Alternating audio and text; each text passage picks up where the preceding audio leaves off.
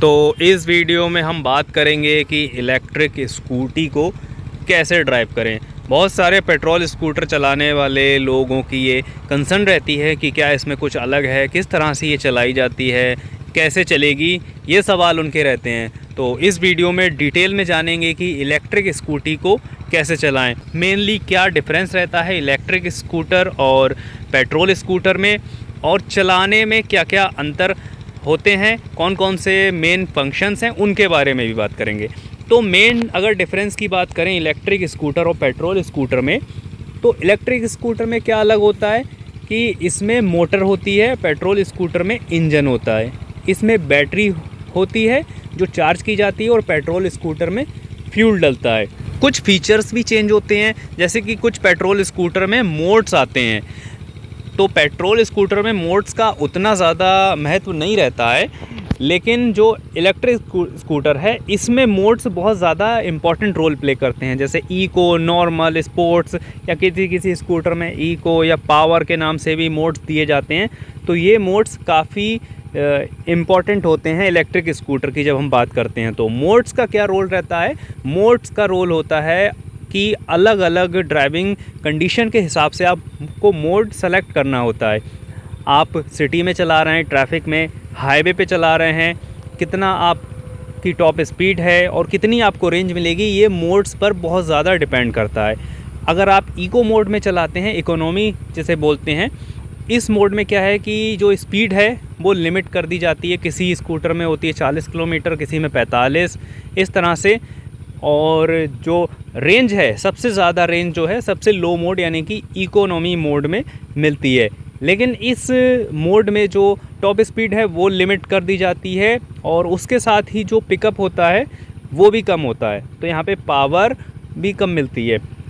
और उसके बाद जो दूसरा मोड आता है उसमें स्पीड थोड़ी बढ़ जाएगी और पिकअप थोड़ा सा बढ़ जाएगा। और जो टॉप एंड वाला मोड होता है उसमें और ज़्यादा स्पीड बढ़ जाती है और पावर बिल्कुल अपने पीक पर पहुंच जाती है। लेकिन जो सबसे ज़्यादा हाई स्पीड मोड देगा और सबसे ज़्यादा पावर डिलीवर करेगा, उस मोड में जो बैटरी कंजप्शन है वो भी बहुत ज़्यादा बढ़ जाएगा। यानी कि अगर आपको स्कूटर को लंबी दूरी तक चलाना है तो सबसे लो मोड में ही वो सबसे दूर तक जा पाएगा।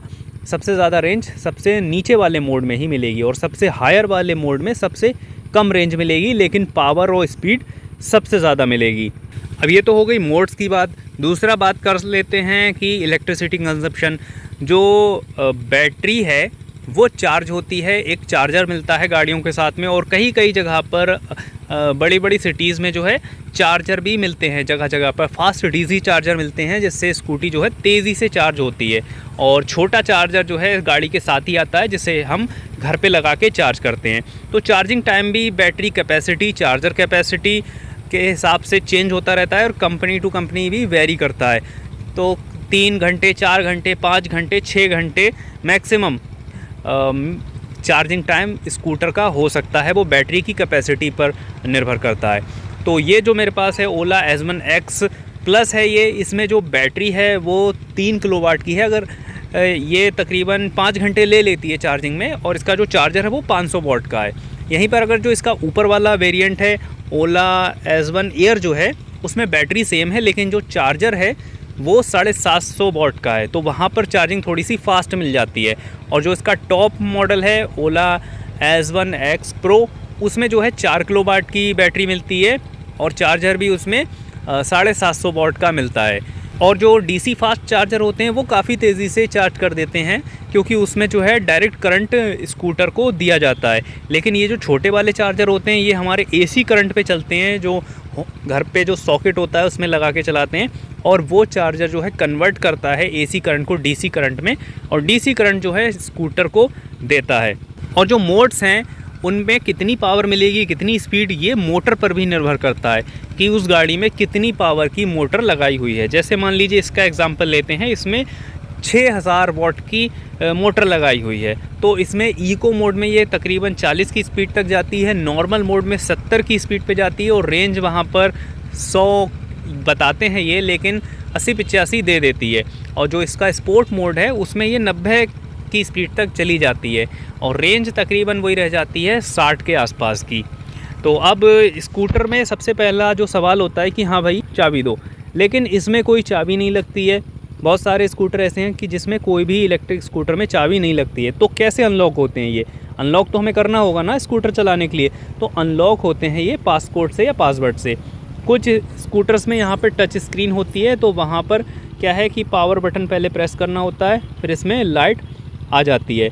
लाइट आने के बाद यहाँ पे आप डाल दो पासकोड और अनलॉक हो जाएगी गाड़ी। लेकिन यहाँ पर इसका फंक्शन कुछ अलग दिया हुआ है, तो यहाँ पर इससे बटन से डालने होते हैं। जैसे ये है, ये ओके करता है और इससे डिजिट चेंज होते हैं, ऐसे 1 2 1 2 0 9 8 इस तरह से। तो ऐसे आपको एक एक करके जो है डिजिट चेंज करने हैं और फिर आपका पासवर्ड जो है यहाँ पर डल जाएगा। मैं अपना पासवर्ड डाल लेता हूँ। अब मैंने ये पासवर्ड डाल दिया और लास्ट में ये ओके बटन को 2 बार प्रेस करूँगा जल्दी जल्दी और गाड़ी अनलॉक हो जाएगी। ये हो गई अनलॉक। अब यहाँ पर क्या दिखा रहा है? ओडोमीटर, स्पीड और यहाँ पर लिखा है पार्किंग। ये बैटरी बताता है। बैटरी इलेक्ट्रिक स्कूटर को कहीं भी ले जाने से पहले बैटरी और रेंज चेक करना बहुत ज़रूरी है। बैटरी आप देख लीजिए 53% है। आपको कितनी दूरी तक जाना है और आप जाकर वापस आ पाएंगे। अगर नहीं आ पाएंगे तो जहाँ पर जा रहे हैं वहाँ गाड़ी चार्ज हो पाएगी, नहीं हो पाएगी। तो इस चीज़ का इस इलेक्ट्रिक स्कूटर में ख़ास ख्याल रखना होता है। पेट्रोल की तरह नहीं है कि हाँ बस लेके चल दिए, पेट्रोल पंप तक पहुँच जाए फिर तो फ्यूल डला ही लेंगे। यहाँ पे बैटरी चेक करना बहुत ज़रूरी हो जाता है, क्योंकि कुछ मिनटों में या कुछ घंटों में तो चार्ज होती नहीं है, 4-5 घंटे चार्जिंग में ले जाती है। इसलिए बैटरी सबसे पहले चेक करना है अनलॉक करते ही गाड़ी के। अगर आपकी स्कूटी है इतनी चार्ज कि आप जहां जाना चाह रहे हैं वहां पर जाकर लौट आएंगे, ठीक है, आप ले जा सकते हैं। अगर नहीं तो क्या करना है, फिर आप चार्जर कैरी कीजिए इसके साथ में। चार्जर आप इसके अंदर रख सकते हैं। हमारे केस में ठीक है, बैटरी है इतनी तो हम इसे ले जा सकते हैं। तो फिर अब ये आ गई पार्क मोड में। मैं बैठ गया, सीधे एक्सेलेरेट कर रहा हूँ, नहीं चल रही है। क्यों? क्योंकि ये अभी है पार्क मोड में। और पार्क मोड से हटाने के लिए सबसे पहले एक इलेक्ट्रिक स्कूटर में जो साइड स्टैंड है उसे हटाना होता है। ये यहाँ पर साइन आता है ना साइड स्टैंड का। जब तक साइड स्टैंड नहीं हटेगा गाड़ी पार्क से ड्राइव मोड में नहीं जाएगी। तो सबसे पहले साइड स्टैंड हटाना है। अब ये यहाँ से साइन चला गया। अब क्या करना है, पार्क मोड में से इसको नॉर्मल मोड में कैसे लाना है? कोई भी ब्रेक होल्ड करना है, चाहे लेफ़्ट वाला या राइट वाला या चाहे दोनों, ब्रेक को प्रेस करना है और फिर से एक बार इस बटन को दबाना है।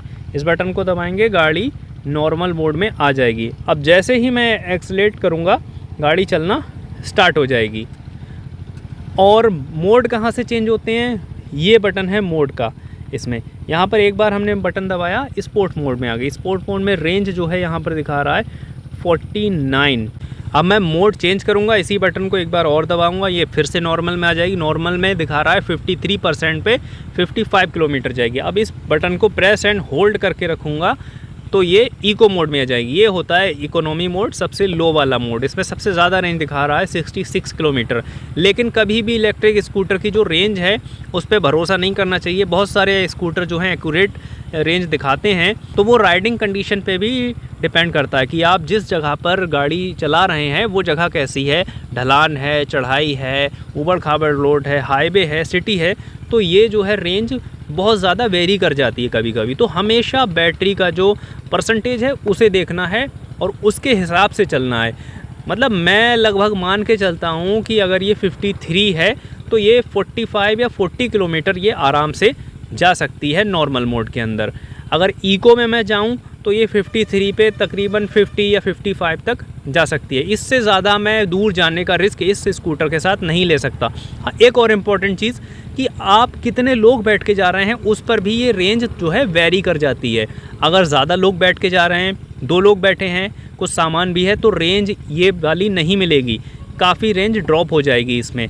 और अगर आप सिंगल जा रहे हैं तो आपको सेम रेंज मिल जाएगी। तो कितने लोग जा रहे हैं, कितनी दूर जाना है आपको, कौन से मोड में जाना है, कैसी ड्राइविंग कंडीशंस होंगी आपकी, मतलब कितनी बैटरी आपकी खर्च होगी, ये कैलकुलेशन इलेक्ट्रिक स्कूटर को लेके चलने से पहले ज़रूर करना पड़ती हैं। ये सुनने में बहुत ज़्यादा झंझट वाला काम लग रहा है, लेकिन जब आप इलेक्ट्रिक स्कूटर एक ओन करेंगे तो ये आपके जो है डेली रूटीन में ये चीज़ आ जाएगी और फिर आपको कोई असुविधा नहीं होगी। तो अब चलाने की बात करते हैं। अब ये नॉर्मल मोड में आ गई, चलना स्टार्ट हो जाएगी। अब ये पेट्रोल स्कूटर की तरह आप इसे चला सकते हैं, लेकिन थोड़ा सा चेंज क्या रहता है कि पेट्रोल स्कूटर स्टार्ट होता है तो उसमें से आवाज़ आती है, लेकिन ये इलेक्ट्रिक मोटर है, इसमें आवाज़ नहीं आती है। हमारी गाड़ी स्टार्ट है नहीं है हमें नहीं पता चलता है। तो हमें पता कैसे चलेगा? मोड से।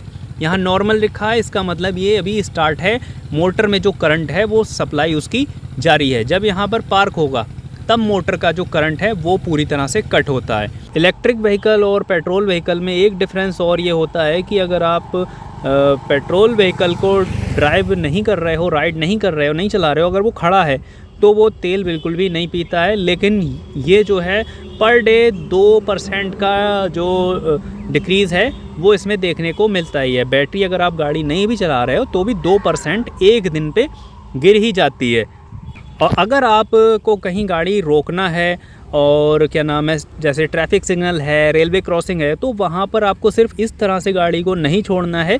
इसे क्या है, नॉर्मल मोड से पार्किंग मोड में लाकर रखना है, क्योंकि नॉर्मल मोड में भी जो मोटर को है पावर सप्लाई होती रहती है, जिससे आपकी बैटरी डाउन होती रहती है। एक और इम्पॉर्टेंट चीज़, आप इलेक्ट्रिक स्कूटर को चलाते हैं तो पेट्रोल स्कूटर तरह इस तरह से एकदम से नहीं खींच देना होता है। एक्सेलेरेट हमेशा इसको स्लोली करना है, नहीं तो ये आपका सडन ब्रेक करना और सडन एक्सेलेरेट करना रेंज जो है बहुत ड्रॉप कर देता है। तो इसे हमेशा प्यार से धीरे धीरे एक्सेलेरेट करना है। और जब आपको, अगर आगे आप जा रहे हैं 200-300 मीटर दूर, आपको लग रहा है कि ट्रैफिक है या आपको रुकना है या आपको ब्रेक लगानी होगी, तो वहीं से आप एक्सेलेरेटर जो है अपना छोड़ दें और जो है गाड़ी को धीरे धीरे हल्का होने दें अपने आप से, जिससे क्या है, रीजनरेटिव ब्रेकिंग होती है। रीजनरेटिव ब्रेकिंग का मतलब ये होता है कि जो आपकी गाड़ी मोमेंटम में चल रही है और जब वो रुकती है स्लोली तो वो उस पावर को मोटर जो है वो रिवर्स बैटरी को भेजना स्टार्ट कर देती है, जिससे जो है रीजनरेटिव ब्रेकिंग होती है, यानी कि हमारी ब्रेकिंग भी हो रही है और थोड़ी बहुत बैटरी भी उससे चार्ज होती है।